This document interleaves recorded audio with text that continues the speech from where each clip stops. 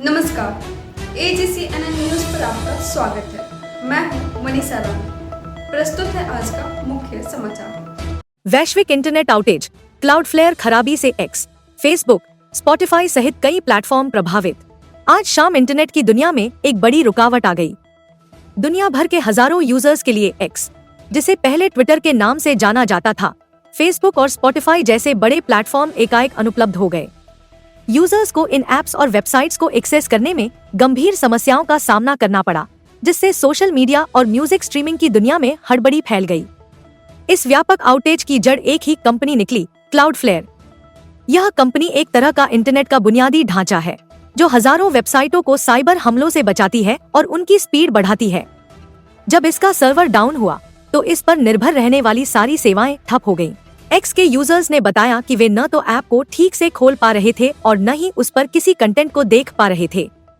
इस डाउनटाइम ने एक बार फिर यह एहसास करा दिया कि आधुनिक इंटरनेट की दुनिया कितनी आपस में जुड़ी हुई है और एक बिंदु पर निर्भरता कितनी बड़ी समस्या पैदा कर सकती है। क्लाउडफ्लेयर वेबसाइटों के लिए एक डोमेन नेम सर्वर का काम करता है, जो इंटरनेट का फोन बुक जैसा है, जो यूजर्स को सही वेब एड्रेस पर पहुंचाता है। जब यह बंद हुआ, तो यूजर्स को कई वेबसाइटों पर एरर 500 फीट जैसे मैसेज दिखाई देने लगे, जो सीधे तौर पर सर्वर में आई खराबी की ओर इशारा करता है। द इंडिपेंडेंट की रिपोर्ट के मुताबिक भारतीय समयानुसार शाम लगभग 5 बजे शुरू हुई यह समस्या क्लाउडफ्लेयर की नजर में आ चुकी है।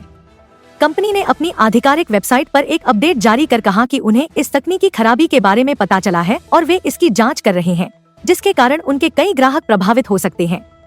जो यूजर्स क्लाउडफ्लेयर की सेवाओं का इस्तेमाल करने वाली साइट्स तक पहुंचने की कोशिश कर रहे थे, उन्हें एक संदेश दिखाई दे रहा था जिसमें लिखा था, क्लाउडफ्लेयर के नेटवर्क पर आंतरिक सर्वर त्रुटि है, कृपया कुछ मिनट बाद पुनः प्रयास करें। हालांकि अब धीरे धीरे सेवाएं सामान्य होने लगी हैं और यूजर्स को फिर से प्लेटफॉर्म्स तक पहुंच मिलनी शुरू हो गई है। इस घटना ने इंटरनेट की नाजुक बुनियादी संरचना और उस पर हमारी निर्भरता को एक बार फिर रेखांकित कर दिया है। आज की इस बड़ी तकनीकी रुकावट ने एक बार फिर साबित कर दिया कि हमारा आधुनिक इंटरनेट कितना आपस में जुड़ा हुआ और एक ही बुनियादी ढांचे पर निर्भर है। जब क्लाउडफ्लेयर जैसी सेवा में खराबी आती है, तो इसकी चपेट में सिर्फ एक या दो वेबसाइटें नहीं आती, बल्कि पूरा का पूरा डिजिटल पारिस्थितिकी तंत्र ठप हो जाता है। आज हजारों वेबसाइटों और ऐप्स के सामने जो समस्या आई, उसके पीछे का कारण यही था। क्लाउडफ्लेयर आज के इंटरनेट की रीढ़ की हड्डी जैसा बन गया है।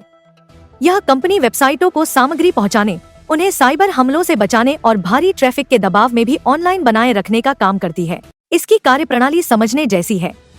जब भी आप क्लाउडफ्लेयर का उपयोग करने वाली किसी वेबसाइट पर जाते हैं, तो आपका कंप्यूटर सीधे उस वेबसाइट के सर्वर से नहीं जुड़ता, बल्कि आपकी रिक्वेस्ट सबसे पहले क्लाउडफ्लेयर के वैश्विक नेटवर्क में मौजूद किसी डेटा सेंटर पर जाती है।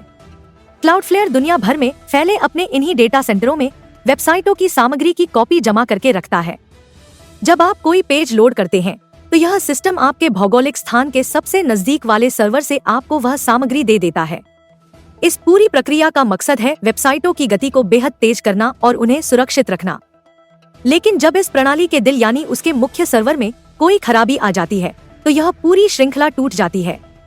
नतीजा यह होता है कि आप जिस वेबसाइट पर जाना चाहते हैं, वहां पहुंचने का रास्ता ही गायब हो जाता है। इस समस्या का एक दिलचस्प पहलू यह भी सामने आया कि डाउनडेक्टर जैसी वेबसाइट, जिस पर लोग आमतौर पर यह पता लगाने जाते हैं कि कोई सेवा ठप हुई है या नहीं, वह खुद भी इस आउटेज की जद में आ गई। इससे हालात और भी विडंबनापूर्ण हो गए, क्योंकि लोगों के पास यह जांचने का कोई विश्वसनीय जरिया ही नहीं बचा कि आखिर कौन सी वेबसाइटें काम कर रही हैं और कौन सी नहीं। यह घटना पिछले कुछ समय में हो रही ऐसी ही अन्य व्यापक आउटेज की याद दिलाती है, जिन्होंने हमें यह एहसास कराया है कि डिजिटल दुनिया की यह सुविधा एक नाजुक निर्भरता पर टिकी हुई है। जैसे जैसे सेवाएं धीरे धीरे बहाल हो रही हैं, यह सवाल एक बार फिर मन में उठ रहा है कि क्या इतनी केंद्रीकृत हो चुकी इंटरनेट संरचना भविष्य के लिए टिकाऊ है।